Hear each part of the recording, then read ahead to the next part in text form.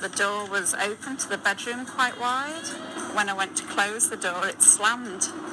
And that's when I noticed that Madeline was there. I got nightmares in my head, I fear. Thoughts build up until I can't feel. My mind fills up into a creature, and it haunts me somewhere much deeper. I got nightmares in my head, I fear. Hello and welcome to True Crime Rocket Science, the most authentic voice in true crime. Most people probably understand that the McCanns, both Kate and Jerry, were sporty and maintained their sportiness well after having children. Here's Kate, still looking fit, participating in a charity cycling event. I think the highlight's really just been the team working together. Obviously it's been quite tough. There's been a lot of miles and a lot of climbing, and there's obviously highs and lows and that, and the fact that we've all worked together so well. And I think we all know why we're here. We know it's for such a good cause, and that just keeps you going. Yeah, I know this won't help Madeline. And here's Kate finishing a 10-kilometer run in 2012. I think that's about a year after she wrote a book at Sefton Park in Liverpool. Less appreciated is just how sporty Kate and Jerry were during their holiday, as well as how they continued to play tennis and go for runs even after Madeline disappeared. But before we get to those curious intersections in terms of the classic jogging routes, if you're in Praia da Luz, the typical routes that you might take, and the Abductor's route, before we get to that, if you haven't subscribed to the channel, please do. If you're finding this analysis worthwhile, please do hit the thanks button, and let's get started. All right, so while most of the focus in terms of the McCann's own words, that's in Kate's book and Jerry's blog, is on running up the steep and spectacular Roja, the more likely route most ordinary joggers would take isn't on the east side, but along the dog-walking single track in the less peopled, rockier coast towards the west. The classic 5-kilometer run, that's pretty much the standard distance that any jogger, perhaps even on holiday, would want to take. Well, it would be easiest to do that on the west side. Now let's have a look at these excerpts, courtesy of Reddit, of Kate's own writings. Monday, 14 May. Today I went for my first run since Madeline was taken. Anyone who doesn't run or exercise generally might wonder why, and more to the point, how I could possibly do this in the circumstances. And then she explains a little bit.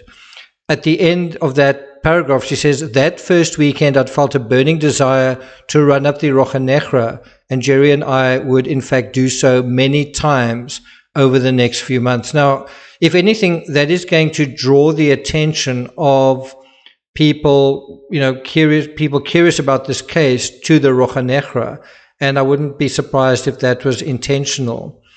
Then on the 16th of May, 2007, Kate writes that Jerry played tennis with Sedo, David, and the Mark Warner tennis coach.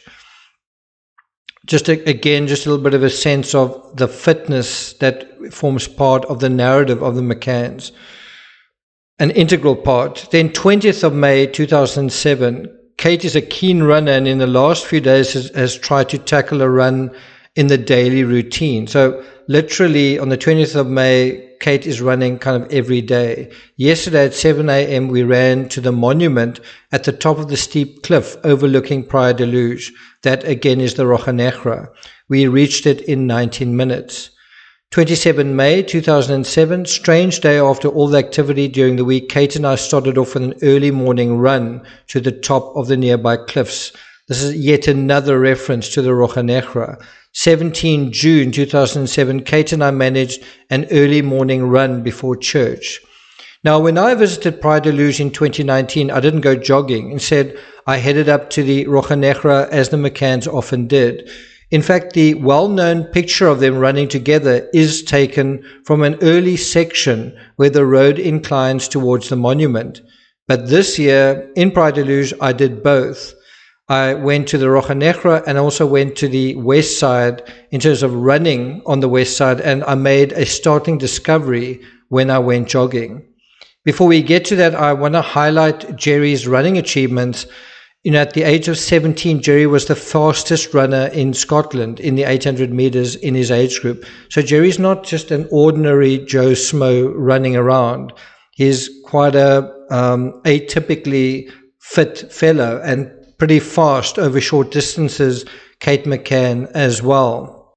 On the Power of 10 site, a log done for British Athletics, we can see that Jerry's 5K Masters time of 23:04, set as recently as 2 years ago, is pretty decent. Then there's also this excerpt from Kate's book. Jerry was good at sport too, and being Jerry, he was hugely competitive. Middle distance running was his forte, and at 17 he was the fastest in Scotland in his age group over 800 meters. At Glasgow University, he ran with the Hares and Hounds Club, whose team stripe was a hideous bright yellow. In our spare time, Jerry and I would go out for meals with friends or run in the fields around Queniborough. Jerry played the occasional game of squash and joined Rothley Park Golf Club. Now, we also get a sense of just how much jogging went on during the McCanns holiday, not just Kate running, but Kate running with Jerry and some members of the Top of 7 as well, including Matthew Oldfield. Look at these excerpts courtesy of Reddit, but in particular, look at the parts highlighted in bold. Most afternoons, I went for a run. Next paragraph, Kate writes about Jerry and me going for a run. Sunday, 29 April 2007, Jerry and I took a run along the beach. 2nd of May 2007, I left again to go for a run with Matt. 3rd of May, that's the day Madeleine disappeared, I opted to go for a run along the beach. I finished my run by 5:30. So on the day Madeleine disappeared, Kate also went for a run. Now, one thing to highlight is that after spending a few days in Luz, you quickly learn the shortcuts to the beach, well, even more so if you are running.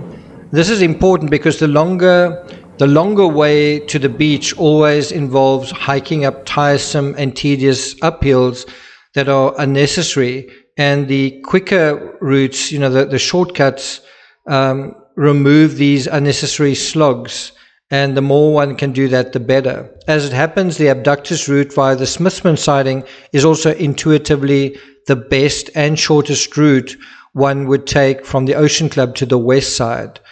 The road for a short stretch runs parallel to a spectacular section of rocky coast. This is also best appreciated on foot while running. Also, if one wants to run a 5-kilometer route, as I mentioned earlier, the single track to the west makes the most sense. It really goes on for quite a long way. And another nice running route is if you combine the single track on the west with the run on the beach, which is, if you run out and back, it is 500 meters out and back would be 1 kilometer. You could go out for 2 kilometers on that west section and come back to make a total of 5 kilometers. And so the obvious question arises, do any of the typical jogging routes intersect with the Abductor's route? What do you think the answer is? Do any of the typical jogging routes intersect with the Abductor's route? Well, the answer is yes. And this naturally raises another question. Was the Abductor staying at or near the Ocean Club, and was he or she a runner? Because it kind of brings up this issue is if somebody was running around a lot, they would know the best and easiest and fastest access away from apartment 5A. And we're talking about on foot here, because it appears there wasn't a vehicle involved in Madeleine's abduction. And so we're going to explore that question in more detail in the next episode, when we'll deal expressly with the Abductor's route. Thank you for listening, and I'll see you guys next time.